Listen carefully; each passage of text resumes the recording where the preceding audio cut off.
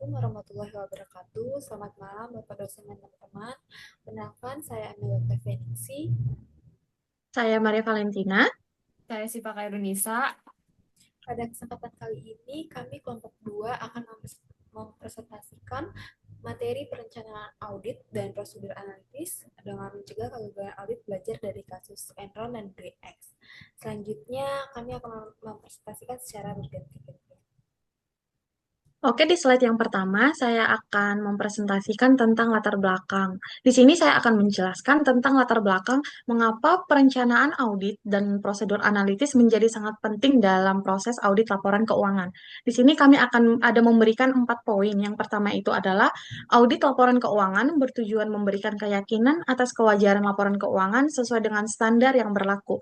Di sini secara umum tujuan laporan keuangan itu adalah untuk memberikan keyakinan yang memadai bahwa laporan keuangannya itu telah disajikan secara wajar sesuai dengan standar akuntansi yang berlaku. Nah, untuk yang kedua, proses audit memerlukan perencanaan yang matang agar pemeriksaan berjalan terarah. Nah, seorang audit, mereka mengaudit laporan keuangan itu bukan dengan secara tiba-tiba, mereka harus memberikan atau merencanakan, diperlukan perencanaan audit yang matang agar proses audit berjalan dengan terstruktur, efisien, dan tepat sasaran. Yang ketiga itu adalah perencanaan audit menjadi dasar dalam menentukan strategi dan fokus audit. Nah, namun untuk mencapai tujuan tersebut, auditor tidak bisa langsung melakukan pemeriksaan tanpa arah. Jadi, perencanaan audit ini berfungsi untuk fondasi utama dalam menentukan strategi audit, ruang lingkup pemeriksaan, serta area mana sih yang memiliki risiko yang salah saji material gitu. Yang terakhir itu adalah prosedur analitis membantu auditor memahami kondisi keuangan klien sejak tahap awal. Pada tahap awal audit, auditor juga menggunakan prosedur analitis untuk memahami kondisi keuangan klien secara keseluruhan, misalnya dengan melihat tren, rasio, dan perbandingan antar periode. Di tahap yang selanjutnya itu, kita bahas tentang 8 tahap perencanaan audit. Pentingnya perencanaan audit. Perencanaan audit menjadi dasar untuk mengendalikan risiko audit, mengoptimalkan sumber daya, serta memastikan audit berjalan secara efektif. Di sini kita ada bikin 8 tahap. Tahap yang pertama itu adalah penerimaan klien dan perencanaan awal. Pada tahap pertama ini, auditor perlu mengevaluasi integritas klien, melakukan komunikasi dengan auditor sebelumnya, serta menentukan apakah penugasan audit layak untuk diterima. Nah, untuk yang kedua itu memahami bisnis dan industri klien. Hal ini penting karena setiap eh, industri memiliki karakteristik dan risiko yang berbeda, maka auditor harus memahami model bisnisnya apa, lingkungan eksternalnya bagaimana, dan serta regulasinya yang berlaku dalam perusahaan itu. Untuk poin yang ketiga itu menilai risiko bisnis klien. Penilaian risiko bisnis klien itu mengidentifikasi risiko-risiko apa yang dapat mempengaruhi pencapaian tujuan perusahaan dan berpotensi menyebabkan salah saji dalam keuangan itu. Jadi di situ auditor bisa mengidentifikasi semua risiko-risikonya. Untuk yang keempat, tahapnya adalah prosedur analitis pendahuluan, di mana auditor membandingkan rasio keuangan dari tahun berikutnya dengan sekarang, yaitu baik pendapatan maupun data-data historis untuk mengidentifikasi area yang memerlukan perhatian lebih. Di mana sih gitu kesalahannya, di mana sih yang menyebabkan salah sagi materialnya gitu.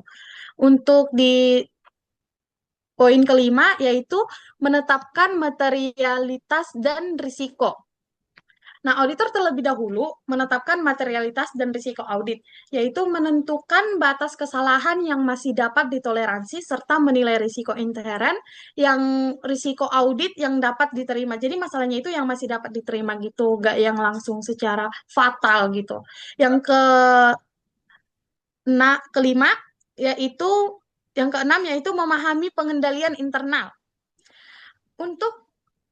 Untuk poin ini, auditor perlu memahami pengendalian internal di dalam bisnis suatu klien itu atau perusahaan internal kliennya. Semakin lemah pengendalian internalnya, maka pengujian audit harus semakin diperluas. Jadi nggak bisa sempit gitu. Nah, untuk yang ketujuh, menilai risiko kecurangan. di mana auditor ini harus menilai risiko kecurangan apa-apa aja yang terjadi eh, di dalam bisnis kliennya, yaitu contoh kecurangan pelaporan keuangan maupun penyalahgunaan aset. Jadi tahap ini sangat penting untuk mencegah kegagalan audit. Untuk yang terakhir yaitu menyusun rencana audit. Tahap terakhir ini adalah menyusun program audit yang telah mencakup prosedur yang akan dilakukan, waktu pelaksanaan, serta pembagian tugas pada tim auditnya. Untuk selanjutnya dilanjutkan oleh tim kami. Oke, pada slide ini saya akan menjelaskan mengapa pemahaman terhadap bisnis dan industri klien ini menjadi hal yang sangat penting dalam proses audit. Pemahaman bisnis klien diperlukan agar audit ini mampu mengidentifikasi resiko spesifik industri serta potensi salah saji material dalam laporan keuangan. Setiap industri ini memiliki karakteristik yang berbeda-beda, jadi resiko yang dihadapi juga tidak sama. Sebagai contoh, pada industri dengan transaksi yang kompleks, auditor ini perlu memahami bagaimana alur bisnis berjalan, jenis transaksi utama yang dilakukan, serta hubungan perusahaan dengan pihak terkait. Nah, pemahaman ini membantu auditor untuk menilai kewajaran transaksi yang kompleks dan menghindari kesalahan dalam menafsirkan data keuangan. Auditor ini dapat memperoleh pemahaman tersebut melalui kunjungan langsung ke lokasi usaha klien, lalu analisis laporan industri, diskusi dengan manajemen, serta penelaah notulen, rapat, dan dokumen internal. Selain itu, keterlibatan spesialis juga diperlukan untuk mendukung pemahaman yang lebih menyeluruh, terutama pada industri yang bersifat teknis. Tanpa pemahaman bisnis dan industri klien yang memadai, auditor ini berisiko salah material transaksi dan melewatkan indikasi salah saji material. Lalu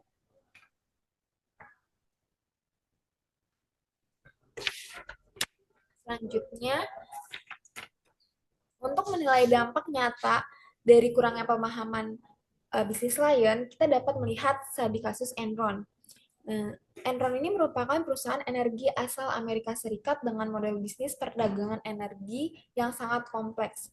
Laporan keuangan Enron ini melibatkan banyak entitas khusus yang tidak dikonsolidasikan sehingga kondisi keuangan perusahaan ini menjadi sulit dipahami secara menyeluruh. Nah, dalam kasus ini auditor gagal memahami model bisnis Enron secara mendalam, tidak cukup skeptis terhadap transaksi dan hubungan dengan pihak yang terkait, kemudian tidak mempertanyakan struktur keuangan yang tidak wajar. Akibat dari kegagalan tersebut, laporan keuangan mengandung salah saji material, lalu Enron mengalami kebangkrutan, dan auditor ini menghadapi tuntutan hukum besar serta kehilangan reputasi. Kasus Enron ini menunjukkan bahwa kompleksitas bisnis klien menuntut auditor untuk memahami, tidak hanya memahami angka, tapi juga memahami substansi di balik transaksi.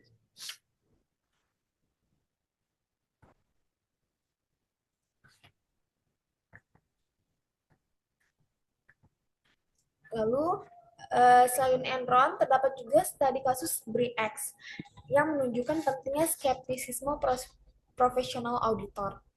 BX ini merupakan perusahaan tambang emas yang mengklaim cadangan emas memiliki cadangan emas yang sangat besar di Indonesia. Namun data dan sampel emas yang digunakan ternyata dimanipulasi, bahkan catatan geologi utama itu dihancurkan. Dalam kasus ini, auditor gagal melibatkan ahli geologi independen serta terlalu mempercayai informasi yang diberikan oleh manajemen.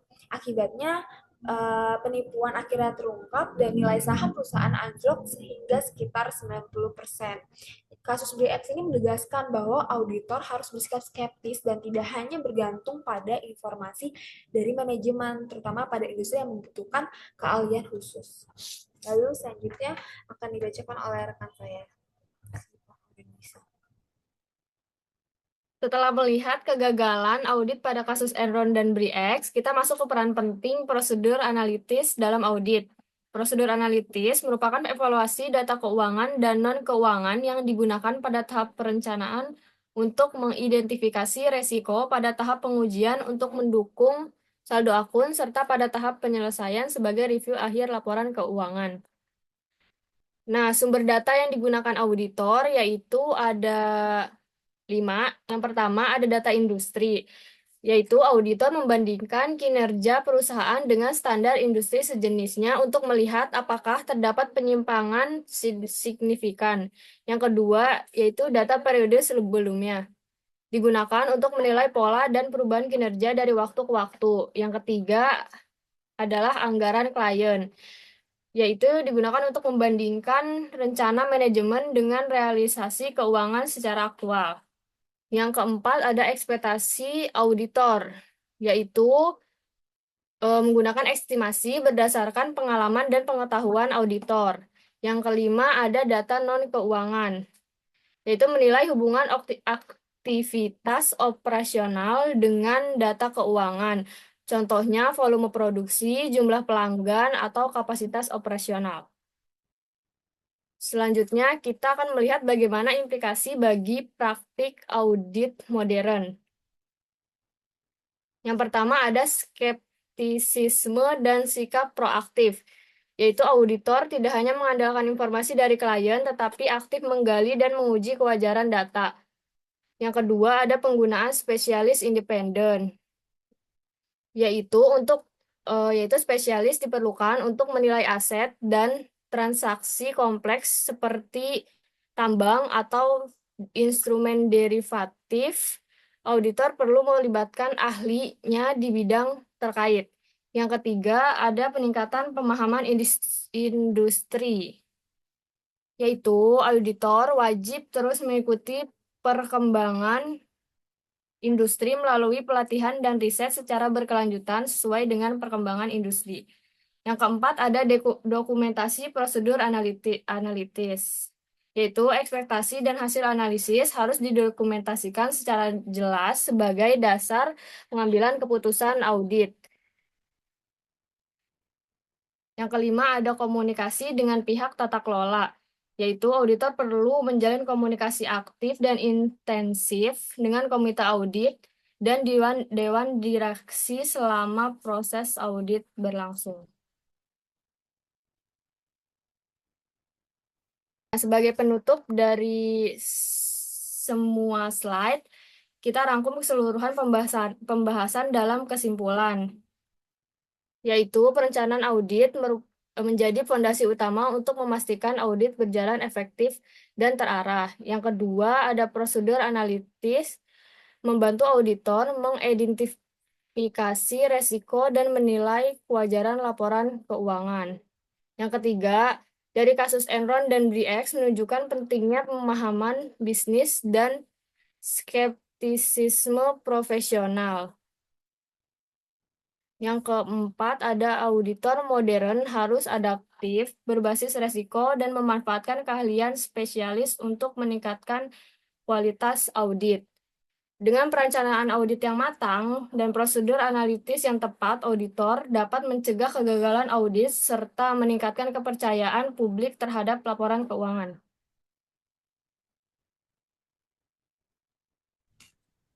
Baik, cukup sekian presentasi dari kelompok kami. Kurang lebihnya mohon maaf.